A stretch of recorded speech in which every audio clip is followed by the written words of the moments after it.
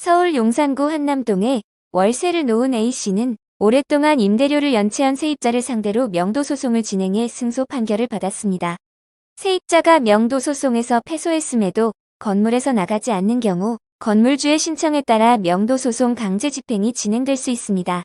그런데 승소한 이후 A씨가 강제집행을 하려 하자 세입자가 한 달치 임대료를 내면서 2달만 더 기다려주면 밀린 임대료를 지급한 후 자진하여 퇴거한다고 연락을 해왔다고 합니다. A씨는 세입자의 요청을 들어주고 싶지만 한편으로는 강제집행을 연장해주면 명도소송 판결문이 무용지물이 되지 않을까 고민됩니다. 이처럼 명도소송에서 승소한 후 강제집행을 망설이는 분들이 종종 있습니다. 오늘은 명도소송 강제집행에 관한 내용을 자세히 살펴보도록 하겠습니다. 명도소송이란 부동산을 돌려받기 위해 진행하는 소송이며 민사소송에 큰 비중을 차지하고 있는 소송입니다. 그만큼 많은 분이 부동산 분쟁에 휘말리고 있으며 명도소송을 통해 해결할 사안도 상당히 많습니다. 명도소송에서 승소하게 되면 부동산을 이전하여 줄 것을 주장할 수 있으며 패소한 상대방이 이를 돌려주지 않는다면 강제 집행을 하게 되는데요. 어떤 경우에 명도소송을 진행할 수 있을까요? 부동산에 대한 매매 대금을 지급했음에도 불구하고 타인이 불법적으로 해당 부동산을 점거하고 있거나 더 이상 점유할 권리가 없음에도 퇴거하지 않는 경우, 경매 및 공매를 진행하여 낙찰받은 건물에 대한 대금을 지급한 후 180일이 지났음에도 부동산 인도 명령을 거부하는 등의 명도소송을 진행해 볼 수 있습니다. 이 글을 읽으시는 분들은 대부분 명도소송에서 승소한 후 강제 집행 절차가 궁금하거나 강제 집행을 고민하고 계신 분들일 것이라고 생각합니다. 명도소송은 부동산 점유 이전을 목적으로 진행되는 소송이지만 실제로는 점유자가 패소했음에도 퇴거하지 않는 경우가 상당히 많습니다. 판결 내용을 이행하지 않는 자를 상대로 강제 집행을 통해 실제적인 부동산 점유 이전을 진행하는 것입니다.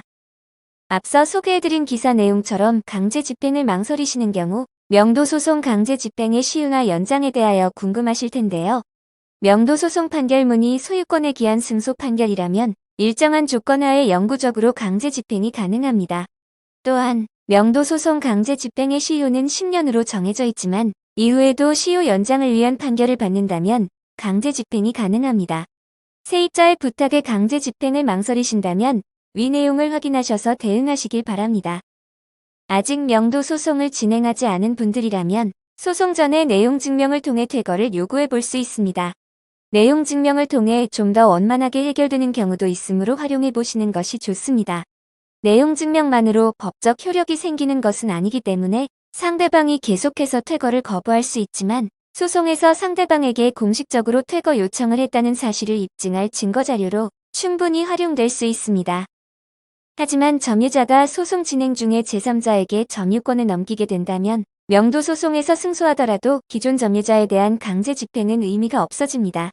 새롭게 점유권을 갖게 된 제3자를 상대로 처음부터 소송을 다시 진행해야 하는 불상사가 생길 수 있기에 소송 전 보전 조치 등을 진행해야 합니다.